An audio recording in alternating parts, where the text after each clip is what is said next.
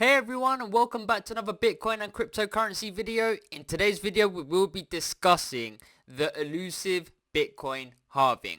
If you like this type of content, make sure you hit that like button, make sure you hit that subscribe button, as it means a lot to me. And if you are a fan of cryptocurrency, I have a cryptocurrency shop where you can shop cryptocurrency products. I'll leave a link in the description down below so you can get a nice discount off your next purchase. So without a further ado, let's begin. So, the elusive Bitcoin halving. The main narrative, if not the only narrative that sparks a Bitcoin bull run and a cryptocurrency bull run, is now upon us within the next couple of days. In today's video, I'm going to discuss what the halving is, some facts about the halving, why it's so important, what it means for Bitcoin and cryptocurrency, and comparing that with past history, and what we can expect going forward. So, I just want to begin by going through some facts, because personally I've been receiving some questions from friends asking what the Bitcoin halving is and if it's a good time to get into cryptocurrency. Because believe it or not, guys, the Bitcoin halving is an event that you see sparking headlines. And if this is coinciding with price rallying, then that increases market activity as more market participants are entering the space. So that begs the question, could retail be beginning to re-enter the space? Because I've seen a lot of individuals discussing that this cycle is not over and Bitcoin will pump into new all-time highs and we will have a cycle top in 2024. So for that to happen, yes, you need retail to re-enter the space to essentially get Bitcoin's price back into an uptrend to put in that cycle top by the end of 2024. But there have been times in history where we have had downturns after the halving, especially when we rally into it. But first, let's go through some of the facts of the Bitcoin halving and why it's so important. So, the Bitcoin halving is a pre-programmed event that cuts the reward given to miners by half, intending to lower inflation by reducing the amount of new Bitcoin created. A key fact here is that it is a pre-programmed event mathematically systemated to lower inflation by reducing the amount of new BTC created. Taking place roughly every 4 years, hence why you may have heard the 4-year cycle and why the 4-year cycle is important when you go from bear market, accumulation phase, halving year, and then post-halving year. Those are the 4 separate years. The halvings thus far have reduced the reward for mining a block from 25 Bitcoin to 12.5 Bitcoin and then to 6.25 Bitcoin. In the beginning of Bitcoin's time, so before 2012, when Bitcoin had its first Bitcoin halving, if you were a miner of Bitcoin, you was receiving 50 Bitcoin per reward. Now imagine receiving 50 Bitcoin per reward now. You'd be mega rich, but that is the whole point of it. That is the whole point of Bitcoin increasing in price over time as the supply decreases. The effect of halving on Bitcoin's price is debated, but the anticipation of the event has historically led to increased market activity, which is what I previously mentioned. But going back to this mining a block reward and the reward decreasing every 4 years, the way how Bitcoin was designed to work to combat inflation and essentially react in the opposite way with regards to how we treat fiat currency today, the US dollar, the GBP pound, etc.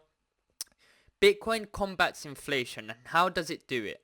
It does it with supply and demand, which is simple economics.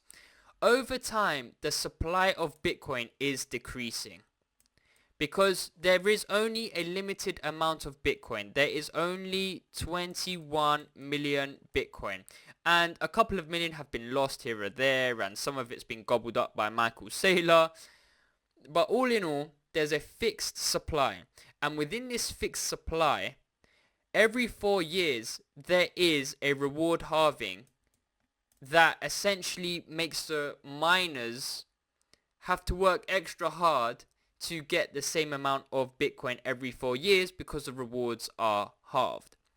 Now, when you have the supply decreasing, as well as having a fixed total supply, and on top of that, over time you have increased market participants and a general increase of adoption, then that does lead to an increase of price. Simple economics. Low supply, higher demand, essentially means that price will trend to the upside. So that is why the halving is essentially a significant event for Bitcoin. Now, how does this relate to the cycle theories, and how does it relate to bull markets, and how does it relate to post-halving year blow-off tops, etc.? Let's just dive into the charts and dissect what happens after a Bitcoin halving. So in 2012, Bitcoin essentially rose 10,000% into a blow-off top. You can arguably say that the 2011 peak and the 2013 peak can be classed as one cycle. I've seen many state that, and they have a valid reason to do so. But that was in the dinosaur age. Even though Bitcoin has only existed for essentially 15 years, we can only really look at the last 3 cycles to understand what this halving is all about. So if we then go to 2016, you can actually see, just first of all, that after the halving, Bitcoin had a small retrace before then extending its bull market, going into a blow-off top. The same again happened in 2020, where after the halving, Bitcoin had a small consolidation phase before lifting off to the races and then putting in a blow-off top. Even though that wasn't the cycle high, however. We then have this halving now, where this is where things get different, and this is where the narrative starts to shift, because if in prior history the Bitcoin halving was the main narrative that sparked a bull market, and there is valid reason to believe so because price has essentially gone exponentially higher a few months after the halving and a year later, this time Bitcoin has already hit all-time highs before its halving. So that is why this cycle has just thrown spanner in the works, because only a handful of individuals, and I see those people on X, they were shouting for all-time highs before the halving. So kudos to you guys. But that has thrown a spanner in the works, because no one expected an all-time high before the halving, because in prior history, the all-time high came at least a few months after the Bitcoin halving. You can see that the all-time high in 2013 came a few months after the Bitcoin halving. The all-time high in 2016, 2017 came a few months after the Bitcoin halving. The same again after 2020, when we had the pandemic, and then followed by the Bitcoin halving. An all-time high wasn't hit until a few months later. Where are we today? We've already hit an all-time high before the halving. So what does that mean going forward? I'm here to tell you that I essentially have no clue where the price of Bitcoin is going. There are so many factors playing into Bitcoin's price action right now. You have the current macroeconomical climate, where we have increased interest rates higher for longer. We have the unemployment rate rising. We have interest rates at 5.5%. You have inflation slowly creeping back up. You have a war going on in the Middle East. You have spot ETFs into the play now. You also have the Bitcoin dominance to take into effect. You also have, is retail coming back into the space? You also have Bitcoin already going up 7 months in a row, breaking history. So there's just so much uncertainty out there to believe that Bitcoin will essentially put in a parabolic rally going into the back end of 2024, and then the cycle is finished. There is a compelling case to be made, because if Bitcoin essentially has a small downtrend and then exponentially goes up for the next 6 months, you'd have to believe that that is the end of the cycle, especially if Bitcoin goes plus of 110, 120k in this area right here by the end of the year.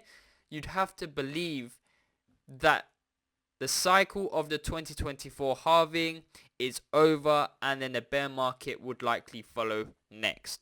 However, if the price of Bitcoin after the halving consolidates until the end of the year, so going into the end of 2024, the Bitcoin price consolidates all the way down here, then you'd have to assume that the Bitcoin top will come in the post-halving year like it has always done so, which will then take us to this moment right here.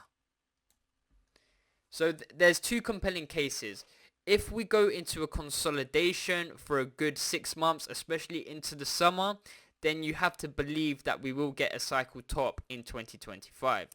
If Bitcoin puts in a blow off top going into the back end of 2024, then you'd have to assume that this cycle is clearly finished and that there is nothing left for it to show come 2025. That is what I believe are the two most likely scenarios. It's either going to go up, it's either going to go down, who knows, but plan accordingly. The halving is a fantastic event.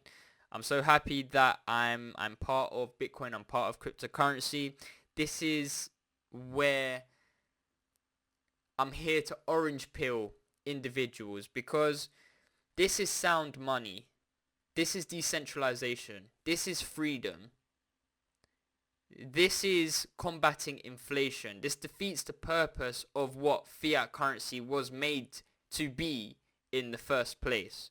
So yeah, that is it from me today, guys. I hope you all enjoyed the video. If you did, smash that thumbs up, smash that like button, and as always, it's been your boy J1 General. Thank you and goodbye.